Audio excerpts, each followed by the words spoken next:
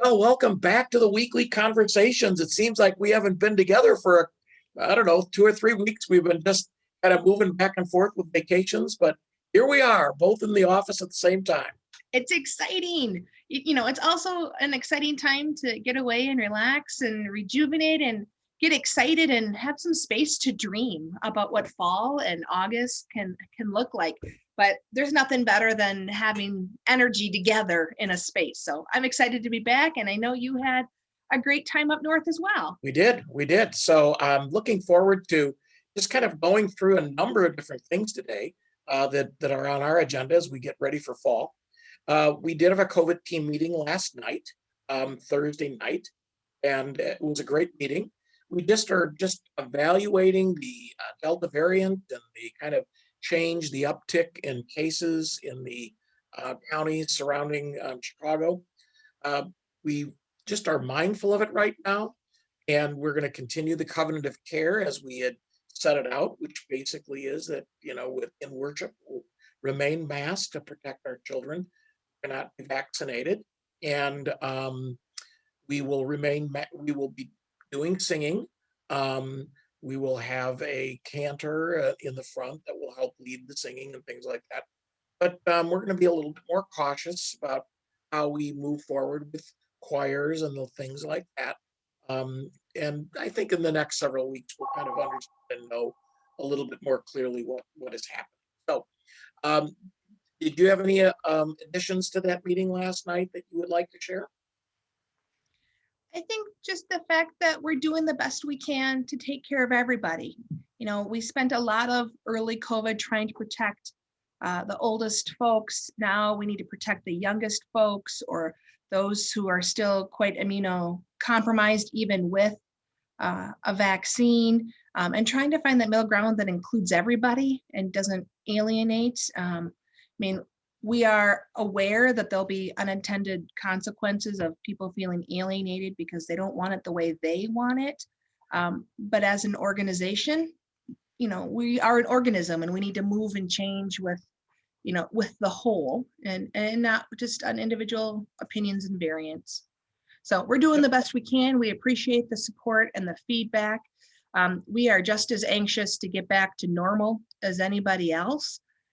So hopefully as we move forward this fall, things will tend to get better and better.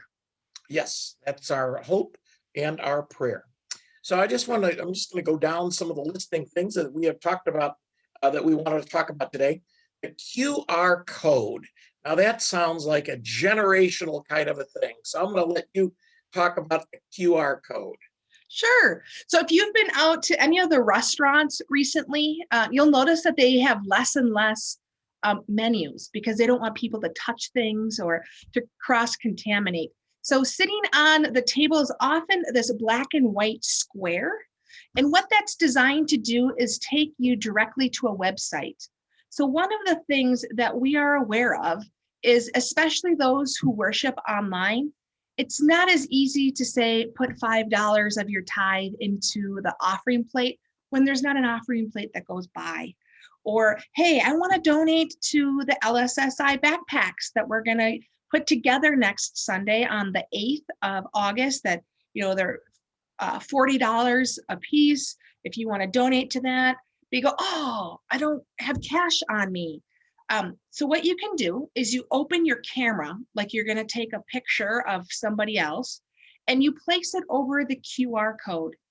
It will pop up and say, do you want to go to this website? And you hit yes or approve, depending on your device. And what it does is it sends you to our St. Luke's Giving webpage. It allows you to give online, just like if you were sitting at your own computer at home. If you want to set up a recurring giving, if you want to do a one-time giving, if you want to just do LSSI backpacks or something, a memorial, something specific, it allows you to utilize our online resources for giving much quicker right from your mobile phone. So you'll see that QR code start to appear on the back of our bulletins. You'll see it on different screens and in different places. That's what that's about, is we're trying to make it easier for as many people as possible to be a part of the St. Luke's community, and part of being a part of that community is being fiscally responsible together as good stewards of the resources we all have. Oh, super. Well, thank you. I think that's a great explanation. And you are using as an illustration of that the Lutheran Social Service backpacks. Yeah. Just a quick note on that, that we're going to be doing that on the 8th of August, right after church. Right. So many hands make light work. And so we've got lots of supplies that have been coming in over the last couple of weeks. And we just want to make sure if people can make it upstairs, we'll be in Henderson Hall, we'll have the windows open, the fans blowing. Great. But if we can get as many people up there working, it'll really make for light work. And it's a great opportunity for us to be helping. These specific backpacks from LSSI, they go to all of the kids who are in the foster care system. Lutheran Social Services of Illinois has the significant majority of the foster care that is provided to the state. So these backpacks go to kids who are constantly in transition, who very rarely have the things that they can call their own. This provides an opportunity for that. It's a chance to give them a great start to the school year. A special thanks to Cindy Grau, who has spent years putting this together. We are looking for someone or a group of someones who might be interested in taking this over come next fall. There are lots of notes and ways to do it. I've done it at previous congregations as well as here at St. Luke's, but we do need to find a point person. If this is something you're interested in, or a small project you and your family might be interested in doing, once a year as a leadership piece, I would invite you to reach out to me to come be a part of the project on the 8th, but also so that Cindy and I could get you or your family involved in the behind the scenes setup so that we could pass this amazing ministry on to other families within the congregation. One of the things that a number of families said to me when I came here is, I wish there was a service project I could do with my kids. Here it is. Teach your kids how to do it. They're already going to school. What does it mean to have another kid get ready for school? It's a great way to mentor and to share our faith. And we're also looking for donations. The cost of filling a backpack is around $40 a piece. And so we would just invite members of our congregation, give a donation of 40 or 80 or $120. The only thing we would ask is that if you write a check, please make sure in the donations or in the memo section that you just indicate LSSI. And that way we'll make sure. And you know what? If you only can do 10 or 20 right now, we'll use it and we'll put it together and pool our resources to make these backpacks happen. Wonderful. Just wanted to talk a little bit about walkabouts. On Sundays now, instead of doing children's messages, we are going to be doing a walkabout during the, whoever's preaching, that other person, the other pastor, will be taking the kids out for a quick walkabout, usually about 15, 20 minutes, where we'll kind of do an activity, talk a little bit about the lesson, do an activity, maybe play a game or whatever. So we're going to be starting that in August now, August 1st, this weekend. So I will be doing the first walkabout as Pastor Sally is going to be preaching, and looking forward to having some of our kids. We'll be masked, I'll be masked, they'll be masked. We'll move around, we'll keep moving, strictly staying in the sections of the building where we have the best ventilation. So, and again, it's about a 15 minutes, and then we'll bring the kids back into the worship area, usually around the hymn of the day, so the kids can then participate in the full rest of the service with their parents. And I just would like to mention that we are continuing to do our Black Church study on Wednesday nights, beginning at 7 o'clock on Zoom. If you are interested in participating in that, we would encourage you to just email me at rjohnson@stlukespr.org, and I will send you a link for that meeting. We have had a total of around 16 or 17 participants thus far. It's been a great opportunity for conversation about racism, as well as the power of the Black church within the community. So using the PBS series We're going to be studying a book, and then we will also be having a guest speaker come in and speak to us about issues that we can be aware of as a white church in this time. So I'm looking here and it says faithful families. Can you tell me about that? I would love to. Martin Luther, who is kind of the root theologian that helps us look at theology here at St. Luke's, one of his biggest things he often said is that the biggest attributor to faith in children is their parents. So Faithful Families is a series that I'm starting. It is online for Zoom. It's 5 weeks. It is put out by Sticky Faith, and the idea of Sticky Faith is creating a faith that sticks with kids throughout life. They're going to be at 1 hour sessions, and it's a 5 week series. It's looking at parenting and what it means to be a faithful parent in the sense of creating faith opportunities and being intentional about how we share our faith with kids and why do we do it. It's a great opportunity to gather with other parents here at St. Luke's. The curriculum itself for the series, I would say, is ideal for families with children 8 to 18. Obviously, if you're a grandparent or are interested in this topic, we'd love to have your perspective. If you have younger children that are right on that cusp and are curious as to what this is looking like as you pre-plan, we'd love to have you come and join. One of the statistics that they put out is that after high school, 40 to 50% of youth fall away from the church and just kind of hit pause on their faith. And the goal obviously is to keep everybody active in their faith and seeking Jesus and seeking a faith community. And it's just a great way to create conversation. I'm excited to meet a variety of families through this endeavor.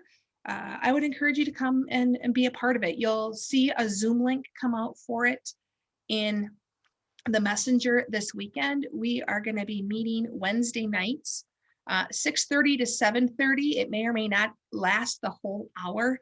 I'm trying to make it early enough, for people with young kids and getting them to bed, but late enough that kids can get home from after school sports. So it'll start Wednesday, August 18th, and then go for 5 weeks. So I'm hoping it'll be an exciting time to gather together as we dream about what ministry at St. Luke's continues to look like for our young people. I think that sounds like a wonderful opportunity that you're going to be presenting to the congregation. That's wonderful. We also want to talk about new members. We have had a number of families who have been in contact with St. Luke over the pandemic. Some of them have been watching on our online services. Some have been coming to our outdoor services and now on our indoor services. And we would like to have a prospective member brunch, and that'll be taking place on August the 15th, immediately following our in-person service at 10 o'clock. So just about 11:15, if you're not planning on coming to church, we're going to do it in the atrium where there's plenty of circulation of air and the like. They will be COVID-friendly brunch, so we'll make sure that people are safe that way as well. But we just want to talk to you a little bit about the Lutheran Church, maybe contrast it to some of the other denominations that we're familiar with. Talk a little bit about St. Luke's, particularly in terms of what we are doing, and then most importantly, answer your question about what is it that you're curious about or thinking about regarding this. And so the meeting will start probably around 11:15, go till no later than 12:30. We will have childcare available if there are those who would like to have childcare. And so what you need to do is either contact Pastor Sally at shanson@stlukespr.org or me, R. Johnson, at stlukespr.org, or call the church office and leave a message. And we will make sure that you are invited and have all the details.